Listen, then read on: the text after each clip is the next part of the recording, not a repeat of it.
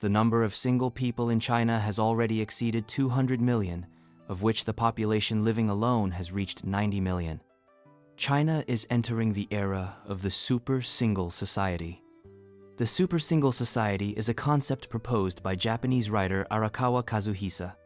It's even more severe than a single society, composed of lifelong unmarried people and those who were married but returned to singlehood. The greatest enemy of singles is loneliness. From west to east, from religion to literature, there has never been a shortage of terrifying depictions of loneliness. The most extreme example of this is prisons. Modern prison systems are heavily promoting solitary confinement to enhance the deterrent power of punishment, creating unbearable mental anguish. There are no phones or TVs, no white noise from busy traffic, and certainly no one talking to you. It's not just humans, even animals struggle to escape loneliness. Hermit crab care manuals recommend keeping at least 2 hermit crabs per tank, because hermit crabs living alone are more prone to illness and even self-harm due to stress.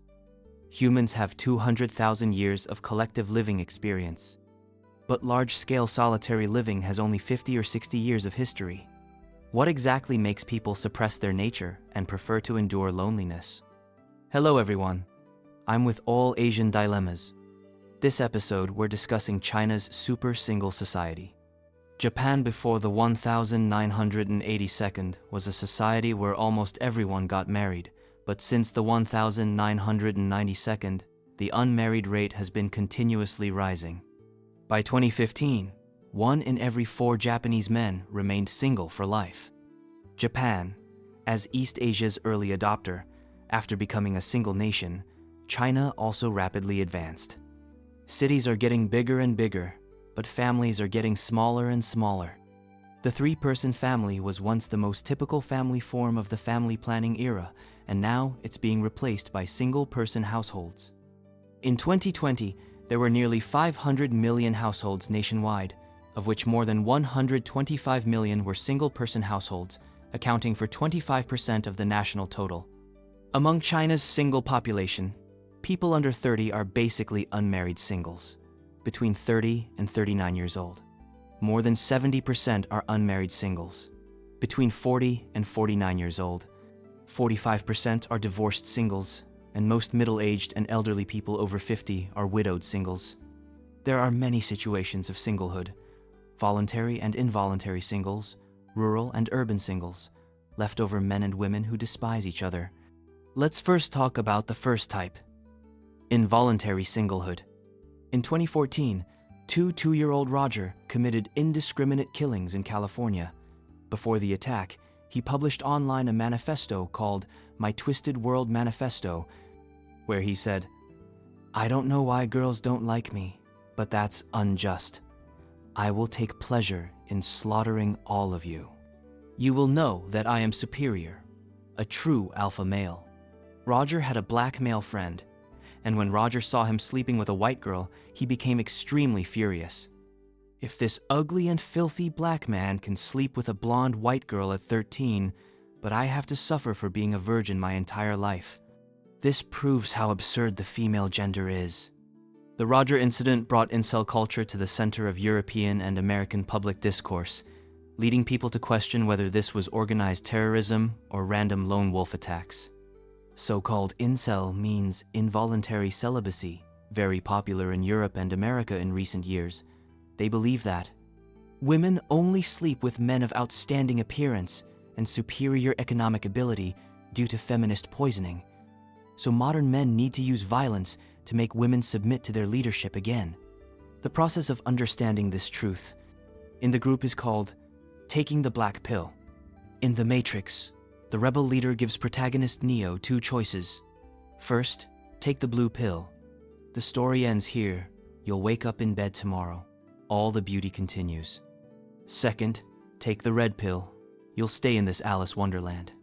I'll guide you to explore the mysteries in the rabbit hole. If the red pill belongs to self-awakening, then the black pill is going astray. In 2021, the mastermind behind a truck attack in Toronto, Canada, talked about the incel rebellion, praising Roger as the supreme gentleman.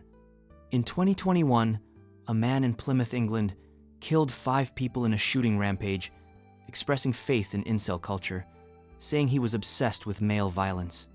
Of course, not all incels have violent tendencies or intentionally kill people. The vast majority of people who label themselves as incel don't completely agree with the external view of incels. Although involuntary celibacy culture originated in Europe and America, it's actually more severe in China, especially in the sexually repressed lower society. We've previously discussed the topic of sexual depression, with some guys saying they haven't touched a woman at 40 years old. These examples are very extreme, but people in their 20s and 30s who have never been in a relationship also seem quite common. Actually, the popularity of incel is an inevitable result of the sexual liberation movement. Over the past few decades, women have gradually taken control of the sexual switch, becoming the masters of sex. Men, to obtain intimate relationships, will use endless methods, while women usually only connect with the winners among them. For this, they'll use many smokescreen tactics, eliminating that army of lone heroes. For example, they'll say they don't like straight men, they like warm men who know how to be considerate and romantic. However, if not executed well, it's easy to become like Pleasant Goat. They say they like gentlemen. Men believe it, running 50 meters away to open car doors. The result is, you're very nice, earning a good friend card. Only in the boundary between offense and distance is there possibility of scoring. If the attack amplitude is too large, you'll be immediately blocked by the goalkeeper, and hesitation will miss opportunities. So, only battle-hardened men can penetrate through the smokescreen set by women, deeply understanding the truth of scoring. A healthy relationship between the sexes is a very narrow gate, either through relentless persistence or brute force breakthrough. After repeated disappointments, naturally one goes to extremes, developing misogynistic emotions, blaming everything on the external environment rather than one's own incompetence. Of course, the external environment indeed has major problems. After romantic capitalism flourished, handsome men and beautiful women further dominated the concept of love, becoming the subjects of commercialized romance. Handsome guys, no matter how bad their character, always have women throwing themselves at them. And beautiful women, no matter how bad their temper, still have admirers like carps crossing the river. Otaku men would rather masturbate at home than pursue women with 4 to 5 point looks. CCTV reported that every summer is the peak of plastic surgery, with more and more middle and high school students getting cosmetic surgery. Even the youngest is only 8 years old. In the appearance economy of romantic capitalism, the difference is infinitely magnified. People pursue this difference at any cost, and this path has no end. The templates of handsome men and beautiful women change every few years. Facing this harvest, ordinary people can only retreat. Actively single people obviously have the ability to end their singlehood, but choose not to enter the door, killing it in the dating market. Involuntary singles desire relationships, but can't obtain them, either complaining about heaven and people, taking revenge on society, or locking themselves away, pretending to be serene. Truly achieving desirelessness is impossible and unnecessary. Not dating is fine, but living a good single life is itself an ability. Let's continue discussing the second situation, the differences between male and female singlehood. The phenomenon of leftover men and women seems to have become a major root problem in contemporary society, but actually, there's a big difference between the two. Leftover men are not products of modernity, but pathological results of distorted reproductive views. Leftover women are products of modernity, a completely new phenomenon of the rupture between modern and traditional. In ancient times, the number of leftover men was far greater than leftover women, especially during the Ming and Qing dynasties. Historical records show that during the Ming dynasty in Jinghu, Zhejiang, half the men had no wives. Bachelors were very common at that time. Traditional marriage, to continue family lineage and ensure male births, caused population structure imbalance, and the wealthy would try to marry multiple wives and concubines, occupying large amounts of female resources, naturally leading to large numbers of leftover men. Conversely, due to women's scarcity in the marriage market, the leftover women phenomenon was hard to produce.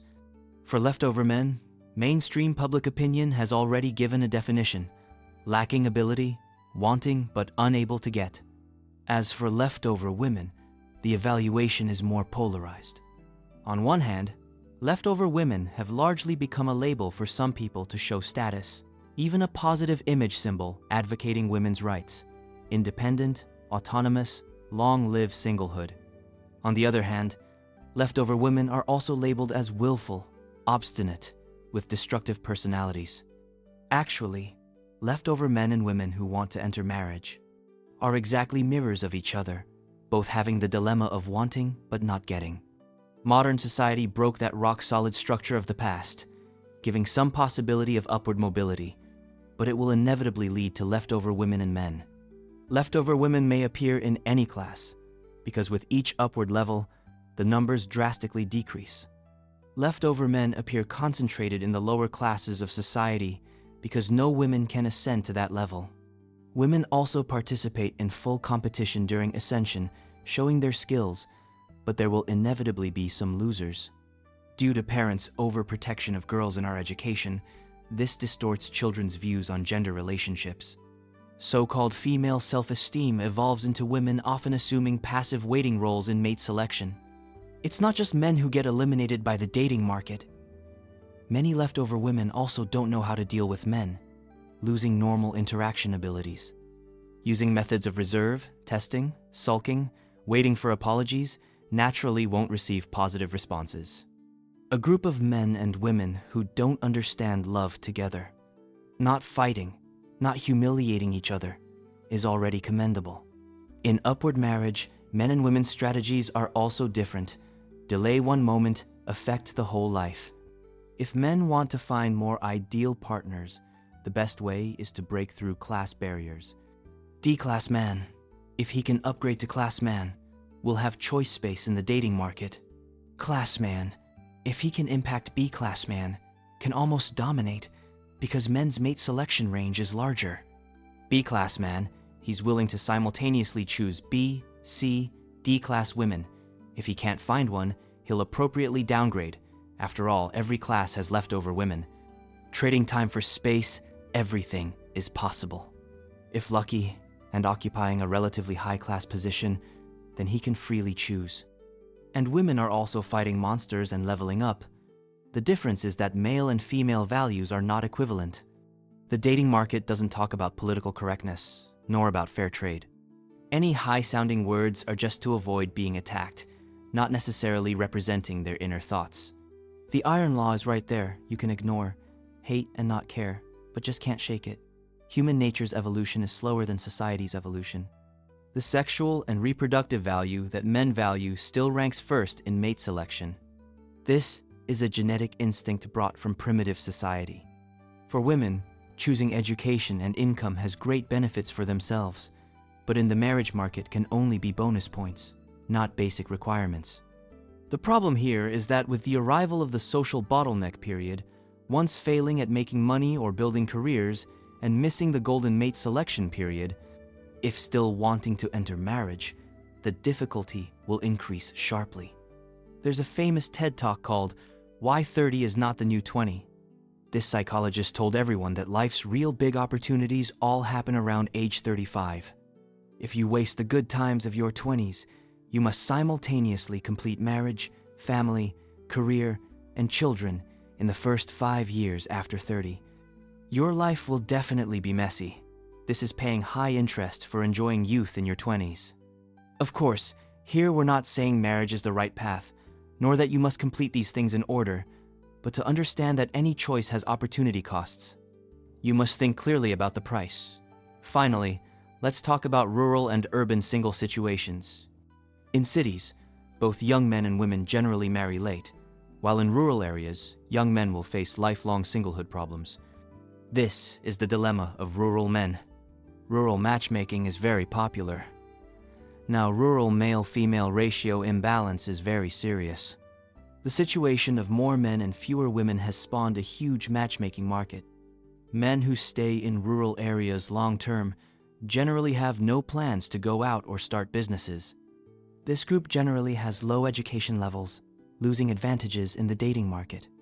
To find partners, They need matchmakers, and once engagement is successful, they need to pay tens of thousands of yuan. As bottom-tier low-class men, to complete marriage they must make promises to women. It's divided into two types. One is buyout system, like high bride prices of hundreds of thousands or even millions. Another is buying houses in cities, providing middle-class urban lifestyles. The problem here is the transactional color is too obvious. Buyout marriages are very likely to have women run away with the money. Shanxi marriage fraud cases are typical, high-level scams directly putting men in prison.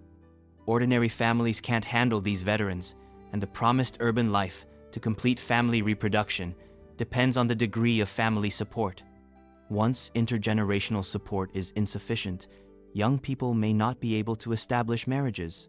Even if they establish marriages and settle in cities, they may disintegrate due to insufficient income. After 2008, the credit bomb shrouded the divine land, real estate economy rose, these rural children became pawns manipulated by fate in this huge tide of the times. What do small marriages' disintegrations matter? The essence of marriage is an economic equilibrium. Whether people marry depends on comparing marriage's total benefits with total costs. Now, whether men or women, they all feel they're losing out in marriage. So the question arises, since marriage is also part of economic production, someone always profits. Who is it? The answer is society. Marriage itself has large costs and hidden expenses, from weddings and diamond rings to cars, houses, and children. It not only consumes several generations' savings, but even requires debt to maintain. Thus, social credit expansion becomes more fierce. Through constantly promoting consumerism and so-called feminism, family members become dependency relationships, both achieving mutual internal consumption and accelerating capital appreciation. As long as the sword of Damocles of credit doesn't fall, those who turn stone to gold will never understand life's suffering. And romantic capitalism destroyed gender relationships. Many people, even if not marrying, don't dare easily date. In the invisible jungle society, they can only let a few couples slaughter, while most people desperately rush about, just hiding in safe houses. Because they know that if they also want to hunt prey, they themselves will become prey. In 1957, over half of surveyed Americans considered unmarried people pathological, immoral, or mentally problematic, while only 1/3 held neutral attitudes toward this. However, by 1976, the answer had undergone a huge reversal. Only 1/3 of respondents held negative evaluations of unmarried people, while over half held neutral attitudes. This change was completed in less than 20 years. We're the same. Since joining the WTO and integrating into globalization, approximately in 20 years, the marriage and love culture that lasted thousands of years was quickly dismembered. When countless people voluntarily or involuntarily choose singlehood, this choice may not necessarily represent progress, but it's definitely a powerful response from reality.